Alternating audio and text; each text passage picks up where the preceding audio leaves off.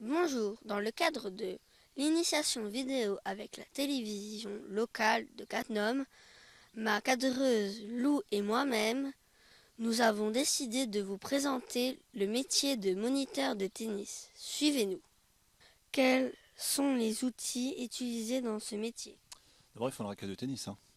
Donc, j'en ai une, bien sûr, et puis on fait en sorte que les enfants aient aussi leur propre matériel. Il faut venir avec, avec des vêtements, on va dire, de sport, donc il faut être en tenue sportive plutôt, hein, chercher le terme. Autrement, sur le terrain, effectivement, j'utilise différents matériels qui va vraiment qui sera totalement différent entre le public que je citais tout à l'heure, donc les tout petits, mini-tennis, où on va avoir un filet qui est beaucoup plus bas. Il y aura aussi plein de petits outils comme des pingouins qui leur permettent en fait de venir sur l'activité, le tennis, mais sous forme de jeu. Donc des petits plots pour faire des petits parcours sportifs, par exemple, des petits ballons en mousse, des ballons en mousse.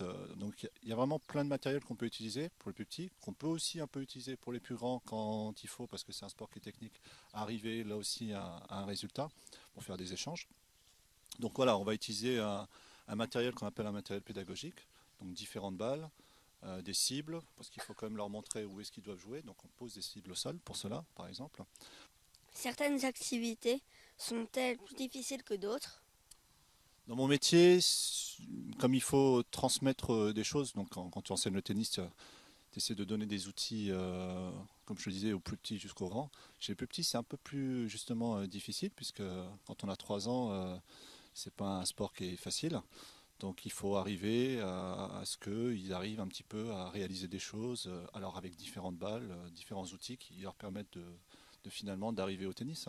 Donc pour les plus petits, je dirais que c'est plus compliqué, parce qu'il faut arriver à faire passer un message. Pas toujours facile, mais autrement, c'est vraiment beaucoup de plaisir.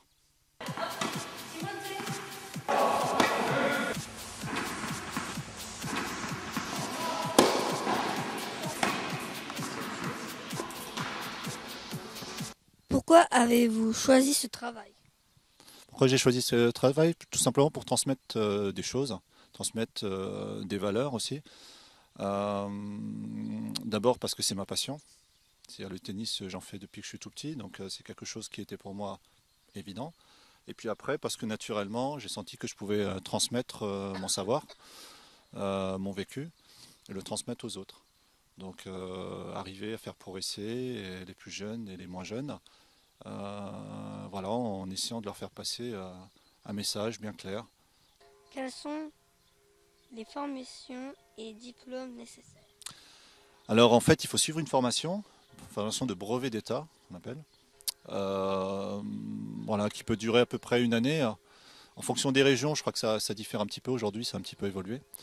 Donc lors de cette formation, en fait, on te prépare à ce métier d'entraîneur, où on te met en situation, ou avec des groupes, ou simplement en situation où tu peux avoir qu'une seule personne, donc en séance individuelle.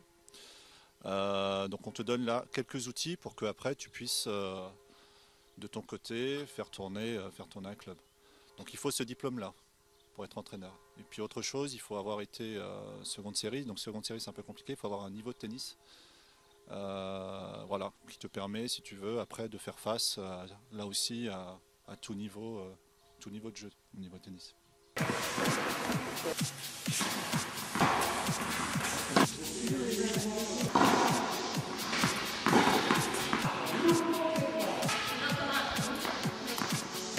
Grâce au moniteur de tennis, un élève peut devenir un jour un professionnel.